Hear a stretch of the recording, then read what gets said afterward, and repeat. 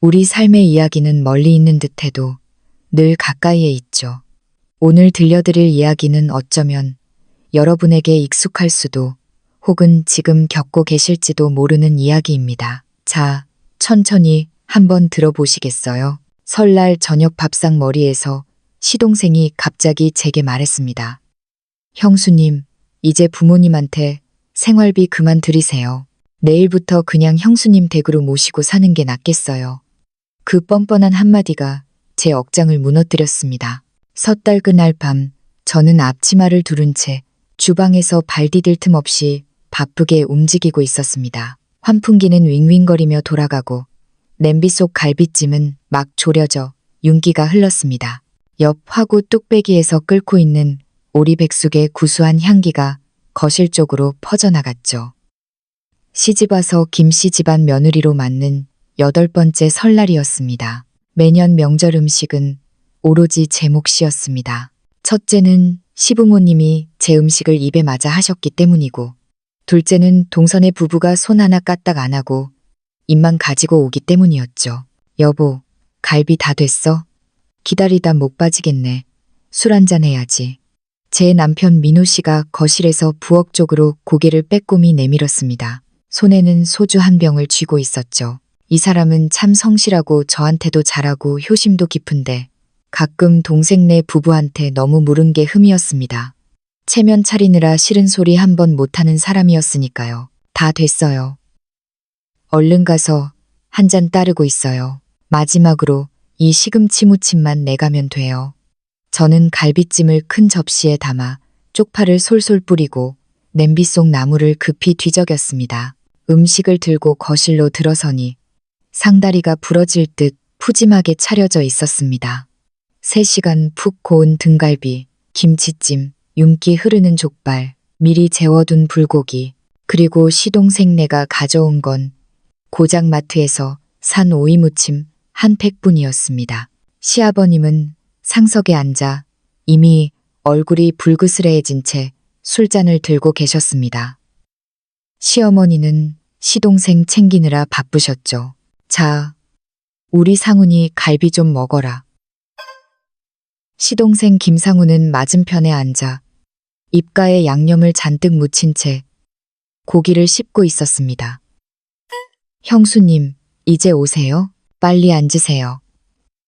상훈이는 저를 보고 우물거리는 소리로 말하면서도 젓가락질은 멈추지 않고 생선살을 집어갔습니다. 저는 웃으며 시금치 무침을 상에 놓고 앞치마를 풀어 의자 등받이에 걸었습니다. 막 앉으려는데 상훈이가 갑자기 젓가락을 탁 내려놓더니 입을 쓱 닫고는 저를 빤히 쳐다보며 입을 열었습니다. 형수님, 제가 드릴 말씀이 있어요. 이 좋은 명절에 무슨 뚱딴지 같은 소린가 싶어 가슴이 철렁했지만 고개를 끄덕였습니다. 그래, 무슨 일인데? 남편도 귤 껍질을 까주려다 말고 쳐다보았습니다. 상훈아, 좋은 날인데 무슨 할 말이냐? 상훈이는 형 말은 들은 채도 않고 저를 직시하며 아주 당연하다는 듯 말했습니다. 형수님, 이제 부모님한테 용돈 드리지 마세요. 순간 멍했습니다. 저는 매달 시부모님께 생활비로 50만 원씩 드리고 있었습니다. 큰 돈은 아니어도 두 분 소일하시기엔 부족함이 없었고 병원비나 약값은 따로 챙겨드리고 있었거든요. 그런데 드리지 말라니 자기가 드리겠다는 건가? 제가 되묻기도 전에 상훈이가 말을 이었습니다. 형수님, 돈 그만 드리고 내일부터 부모님 그냥 형하고 형수님 댁으로 모시세요. 그 말이 떨어지자마자 거실은 찬물을 끼얹은 듯 조용해졌습니다. TV에서 흘러나오는 명절 특집 방송 소리만 유난히 시끄럽게 들렸습니다. 술잔을 들고 있던 아버님의 손이 허공에서 멈췄고 어머님은 찻잔을 탁자에 탁 소리나게 내려놓으시더니 급히 헛기침하며 고개를 숙이셨습니다. 남편은 들고 있던 귤을 떨어뜨리며 미간을 찌푸렸습니다. 야, 김상훈, 너 지금 무슨 헛소리냐? 상훈이는 지지 않고 목에 핏대를 세웠습니다. 형, 내가 무슨 헛소리를 해. 부모님 연세 드셨는데 곁에 사람 있어야지.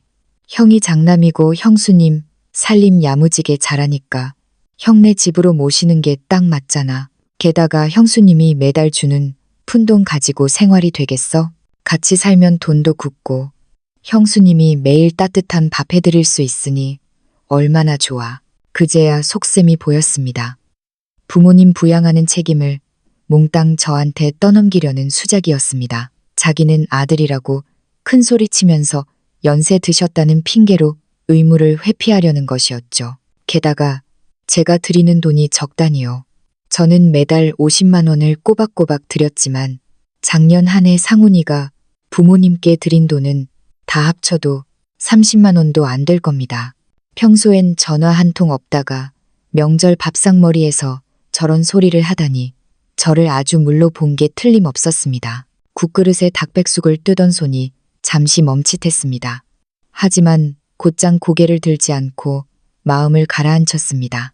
여기서 판을 엎으면 저만 속 좁은 며느리가 될 게 뻔했습니다. 게다가 상훈이 같은 사람하고 말싸움해봤자 득될 게 없었죠. 저는 국자를 내려놓고 냅킨으로 손을 닦은 뒤 천천히 고개를 들어 상훈이를 바라보았습니다. 목소리는 차분했습니다. 도련님, 그게 무슨 말인지 이해가 안 가네요. 상훈이는 제가 꼬리를 내리는 줄 알고 의기양양하게 웃었습니다. 형수님, 역시 형수님은 말이 통하네. 이치에 맞잖아요. 이치 따지기 전에 제 말 좀 들어보세요. 저는 말을 자르고 시부모님을 한번 쓱 훑어본 뒤 다시 상훈이를 보며 물었습니다. 어머니 아버지가 우리 집에 오시면 어디서 주무시죠? 우리 집 방 2개뿐인 거 알잖아요. 하나는 우리 부부가 쓰고 하나는 준우 방이에요. 준우 이제 고등학생인데 할머니 할아버지랑 한 방 쓰라고 할 순 없잖아요.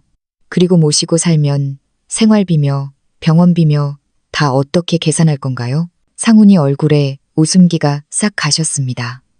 제가 이렇게 구체적으로 따지고 들 줄은 몰랐던 모양입니다. 그는 당황하며 더듬거렸습니다. 거실에서 주무시면 되지.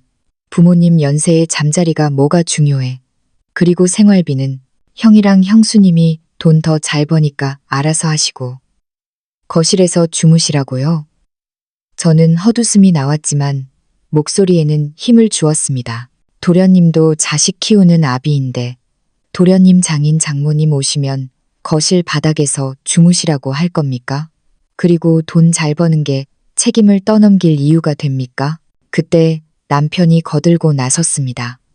상훈아, 우리 형제가 나 하나뿐이냐? 지은이가 매달 용돈 드리는 거 나도 고맙게 생각한다. 근데 부모님을 우리 집에 모시라니 너는 손 하나 까딱 안 하겠다는 신부 아니냐? 네가 진짜 부모님 위한다면 나랑 같이 분담할 생각을 해야지. 어디서 감나라, 배나라야? 어머님이 그제야 기어들어가는 목소리로 입을 떼셨습니다. 아가야, 내 뜻은 그게 아니다. 상훈이가 그냥 해본 소리야. 어머니, 그냥 해본 소리 아니에요. 저는 어머님이 상황을 무마하려는 걸 막았습니다. 아버님까지 우리 집에 보내려는 말까지 나왔는데 그게 어떻게 빈말이겠어요.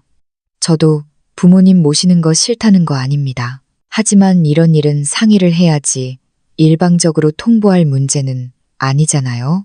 상훈이는 할 말이 없자 또 남편과 싸우려 들었지만 이번엔 아버님이 밥상을 내리치셨습니다. 그만해라. 밥 먹는데 이게 무슨 짓들이냐. 이 얘기는 나중에 해. 그리고 상훈이 너 책임 다 떠넘길 생각 추워도 하지 마라. 너도 자식 된 도리 다 해야 해.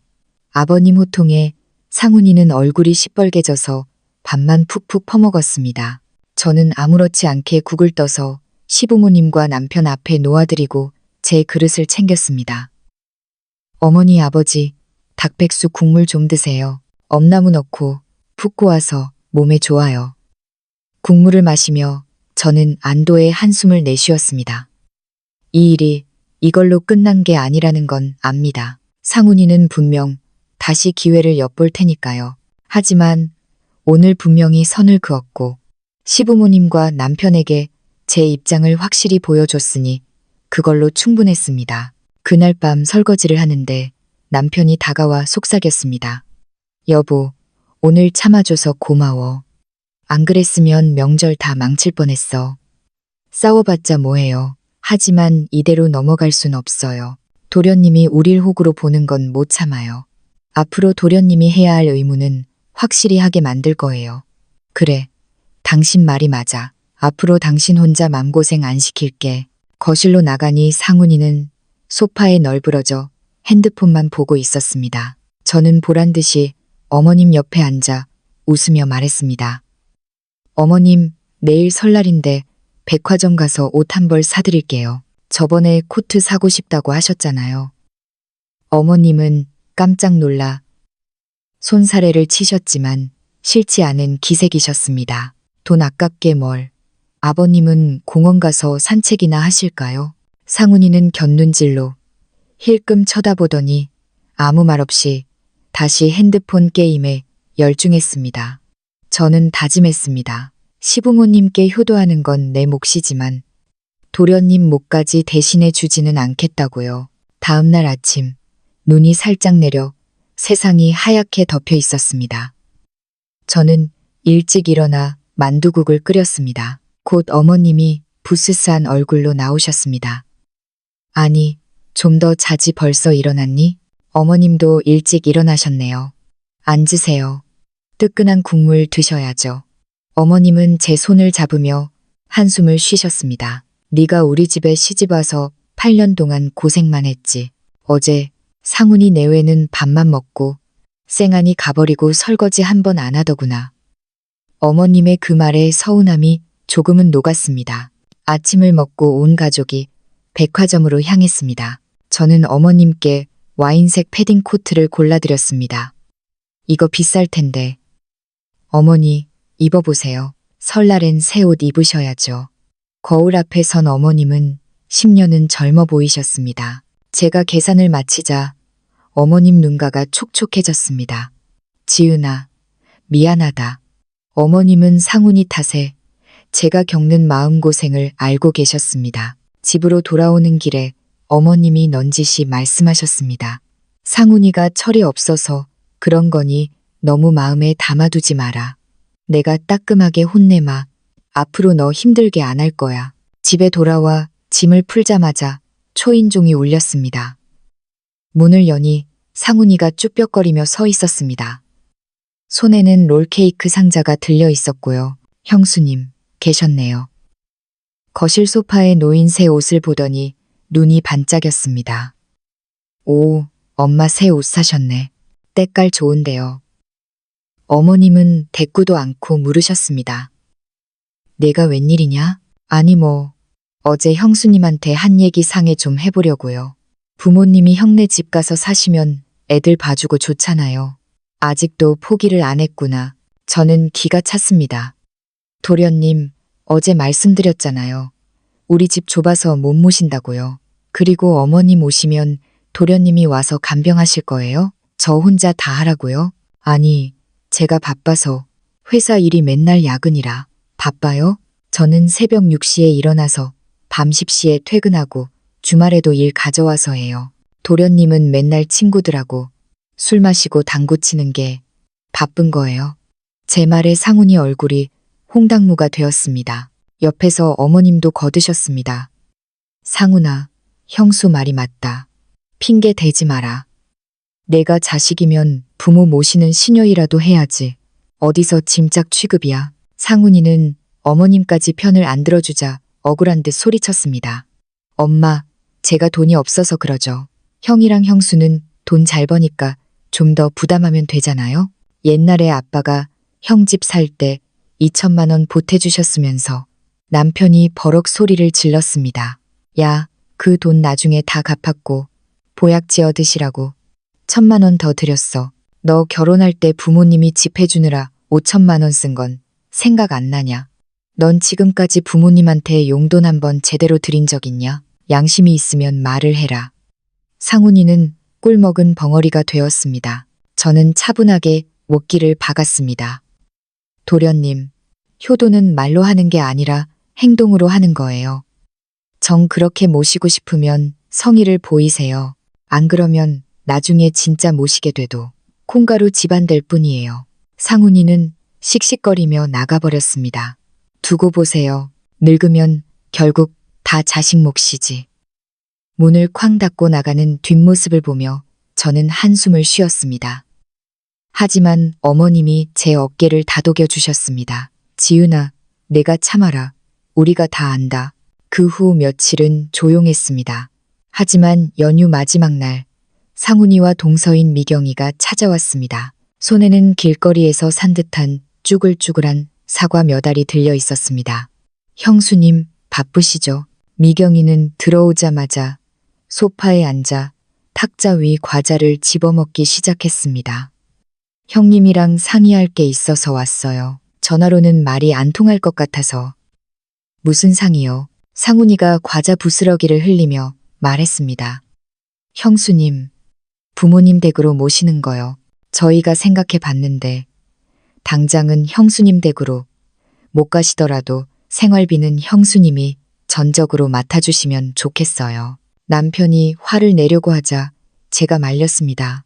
상훈이는 신이 나서 떠들었습니다. 엄마 연금 30만 원 나오는데 그걸로 택도 없잖아요. 공과금이며 식비며 병원비며 형수님이 능력 있으니까 일단 다 대세요. 저희는 나중에 형편 풀리면 보태드릴게요. 동서도 맞장구 쳤습니다. 맞아요, 형님. 형님네는 여유 있으시잖아요. 가족끼리 돕고 사는 거죠. 저는 이미 마음의 준비를 하고 있었습니다. 지금 거절하면 불효자 취급하며 난리 칠 게 뻔했죠. 오히려 이걸 역이용하기로 했습니다. 저는 물 한 모금을 마시고 천천히 말했습니다. 그래요. 생활비 제가 낼게요. 하지만 조건이 있어요. 두 사람 표정이 밝아졌습니다. 뭔데요? 말씀만 하세요. 저는 서랍에서 낡은 공책 한 권을 꺼내 탁자에 올렸습니다. 앞으로 들어가는 모든 비용을 여기다 적을 거예요. 공과금 고지서, 장보다 산 영수증, 약국 영수증까지 하나도 안 빼놓고 모을 겁니다. 이번 달은 제가 낼게요. 대신 다음 달은 도련님 네가 내세요. 공평하게 번갈아 가면서 하는 겁니다.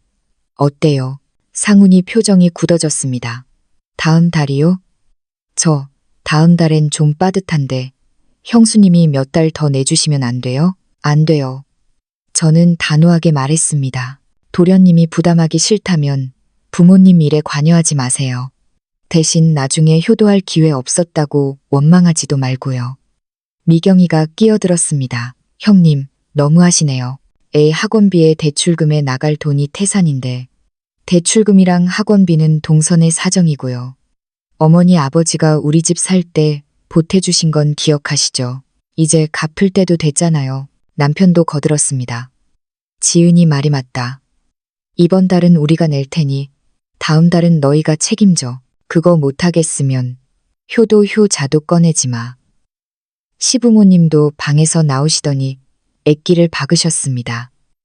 상훈아, 내 형수가 할 만큼 했다. 다음 달 생활비는 네가 내라. 안 그러면 너 내 아들 아니다. 상훈이는 어쩔 수 없이 고개를 끄덕였습니다. 알았어요. 낼게요. 대신 형수님, 이번 달 장부 꼼꼼히 적어서 보여주세요. 딴소리하기 없기입니다. 걱정 마세요. 10원짜리 하나까지 영수증 붙여둘 테니까. 상훈이 부부가 돌아가고 나서 남편이 웃으며 말했습니다. 역시 당신이야. 꼼짝 못하네. 저는 미리 관리실에 연락해 영수증을 챙겨달라고 부탁해 두었습니다. 이제 전쟁 시작이었습니다. 보름 뒤 어머님께 전화가 왔습니다. 상훈이가 다음 달에 출장을 가서 생활비를 못 보내겠으니 제가 먼저 내고 나중에 주겠다고 했다는 겁니다. 이럴 줄 알았어. 출장은 무슨 핑계지. 남편은 분통을 터뜨렸지만 저는 침착했습니다. 아버님, 상훈이한테 전화해서 확실히 물어보세요. 스피커폰으로요. 아버님이 전화를 걸자 잠에 취한 상훈이 목소리가 들렸습니다. 아, 왜요 아침부터. 너 출장 간다며. 언제 가고 언제 오냐. 내 형수가 장부 다 적어놨는데 정산은 어떻게 할 거냐. 아, 그게 아직 안 정해졌는데 일단 형수님이 내주시면 나중에 드릴게요. 야, 김상훈. 제가 전화기에 대고 소리쳤습니다. 너 저번 달에 친구들이랑 여행 가서 수백만 원 쓴 거 다 알아. 부모님 생활비 낼 때 되니까 갑자기 돈이 없니? 너희 집 인테리어 끝난 지가 언젠데 냄새 난다고 핑계 대고 전화기 넘어가 조용해졌습니다. 형수님, 여행 간 거 어떻게 알았어요? 거짓말하지 마. 이번 달 들어간 돈 정확히 35만 원이야. 공과금, 식비, 혈압약까지 다 합쳐서 출장 간다니까. 지금 당장 35만 원 입금해. 안 그러면 친척들 다 불러서 공론화할 거야. 상훈이는 쩔쩔매며 알겠다고 하고 전화를 끊었습니다. 다음 날 아침 35만 원이 입금되었습니다. 저는 캡처해서 동서에게 보냈습니다. 입금 확인했습니다. 영수증 정리해뒀으니 나중에 확인하세요. 동서는 답장이 없었습니다. 이것은 시작일 뿐이었습니다.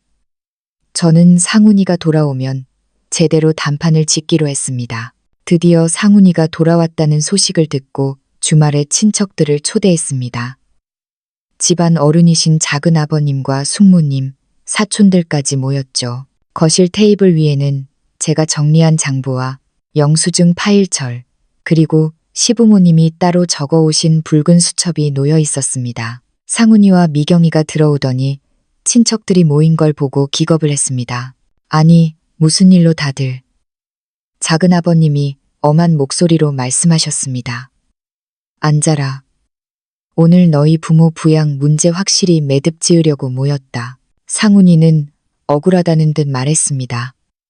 아니, 제가 뭘 안 한다고 그랬나요? 형수님이 청구한 돈이 너무 많아서 물어본 건데. 저는 장부를 펼쳐 보였습니다. 여기 보세요. 1월 10일 배추, 무, 돼지고기 산 거 28,000원. 1월 20일 어머니 혈압약 25,000원. 1월 15일 관리비 7만 원. 이게 많아요. 당신네들 한 끼 외식비도 안 되잖아요. 미경이가 끼어들었습니다. 아니 형님, 매달 50만 원씩 드린다면서요. 그거랑 이건 별게 아니에요. 그 50만 원은 용돈이에요. 옷 사 입으시고 비상금 하시라고 드리는 거고요. 이 35만 원은 순수하게 생활하면서 추가로 든 비용입니다. 밥도 먹지 말고 아파도 약도 사 먹지 말라는 건가요? 작은아버님이 호통쳤습니다. 내 형수는 며느리인데도 이렇게 살뜰히 챙기는데 아들인 너는 뭐 했냐? 작년에 내 아버지 입원했을 때 병원비 누가 냈어? 형수가 냈지. 너는 빈손으로 와서 얼굴만 비추고 갔잖아. 상훈이는 고개를 숙였습니다. 제가 결정타를 날렸습니다. 도련님, 12월에 제주도 여행 가서 200만 원 쓰고 오셨죠? 카톡 프로필에 올린 사진 다 봤어요. 부모님 생활비 30만 원은 아깝고 여행비는 안 아까워요? 미경이가 발끈했습니다. 그거 제 돈으로 간 거예요. 우리 돈 쓰는데 왜 간섭이에요? 상관없죠. 하지만 부모님 굶고 계신데 여행 다니는 게 자랑은 아니잖아요. 아버님이 주머니에서 통장을 꺼내셨습니다. 이거 봐라. 지은이가 지난 8년 동안 매달 보내준 돈, 우리가 거의 안 쓰고 모아둔 거다. 200만 원이 넘는다. 며느리는 이렇게 하는데 너희는 양심도 없냐? 그제야 상훈이는 무릎을 꿇었습니다. 형수님, 잘못했습니다. 제가 생각이 짧았습니다. 앞으로는 핑계 안 대고 부모님 잘 모시겠습니다. 미경이도 눈물을 글썽이며 사과했습니다. 작은아버님은 종이와 펜을 꺼내 각서를 쓰게 했습니다. 매달 15일에 부모님께 생활비 50만 원 입금할 것, 부모님 병원비는 형과 반반씩 부담할 것, 밀린 병원비 150만 원 즉시 입금, 매주 1회 이상 부모님 댁 방문하여 청소 및 말동무해 드릴 것. 상훈이는 덜덜 떨리는 손으로 각서에 서명하고 그 자리에서 밀린 병원비를 이체했습니다. 친척들이 모두 증인이 되었으니 이제 딴소리는 못할 겁니다. 그날 이후 우리 집엔 평화가 찾아왔습니다. 상훈이는 매달 꼬박꼬박 돈을 보내왔고 미경이도 매주 시댁에 가서 청소를 돕기 시작했습니다. 처음엔 억지로 하는 것 같더니 부모님이 좋아하시는 모습을 보며 조금씩 진심으로 바뀌는 것 같더군요. 어느 날 저녁 남편과 베란다에서 밤하늘을 보며 이야기를 나눴습니다. 여보, 당신 아니었으면 우리 집 정말 콩가루 됐을 거야. 정말 고마워. 저는 남편 어깨에 기대며 말했습니다. 가족이잖아요. 서로 조금씩만 이해하고 책임지면 못 넘을 산이 없어요. 봄바람이 살랑거리는 밤이었습니다. 이제야 비로소 진짜 봄이 온 것 같았습니다.